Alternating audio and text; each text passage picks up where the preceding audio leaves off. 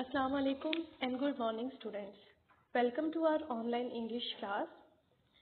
Today we are going to study New Oxford Modern English Class 2.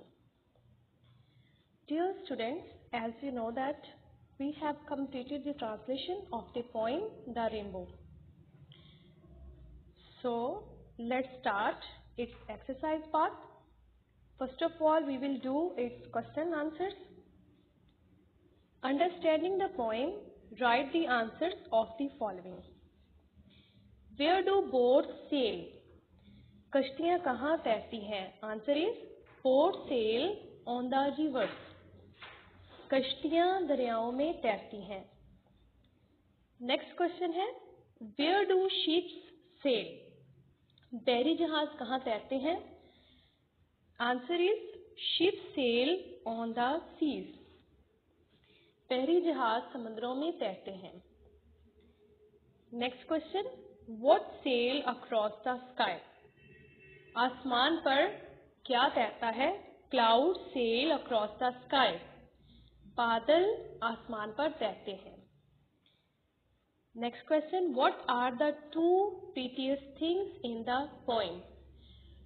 Students, जो poem अभी आपने पढ़ी, मैंने कल आपको ट्रांसलेशन भी करवाई थी, उसमें आपने पढ़ा जो दो चीज़ें पोइटिस ने बताई जो प्रीटिएस्ट हैं, हर चीज़ से ज़्यादा खूबसूरत है, वो कौन सी हैं? क्लाउड्स एंड द रेनबो, बादल और धनक. What is another name for the बो दैट ब्रिजेस हेवन? वो कमान यानी धनक जो आसमान पर पुल बनाती है. पोइटिस ने रेनबो के लिए वर्ड बो यूज किया है, तो उसके लिए हमारे पास दूसरा नेम जो है वो आपके ख्याल में क्या हो सकता है? The rainbow.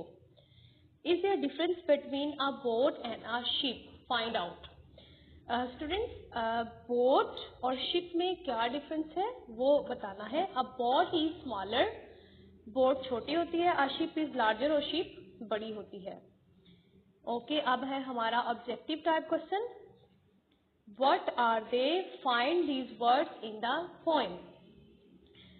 Here are some statements from our textbook exercise and we have to find their answers.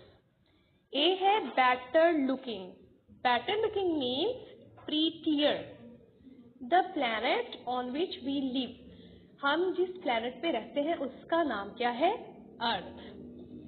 It is built to cross over a river. दरिया पे बनाया जाता है इसको क्रॉस करने के लिए, तो ये क्या है? Bridge. We can sail in this. हम इनमें बैठ सकते हैं, तैर सकते हैं बैठ के. तो ये क्या है? शिप्स और boats. White and fluffy it floats in the sky. ये सफेद और भुरभुरे से होते हैं और ये तैरते हैं आसमान पे. तो ये क्या है students? Cloud. Working with words, join a word A with a word in B to make a new word.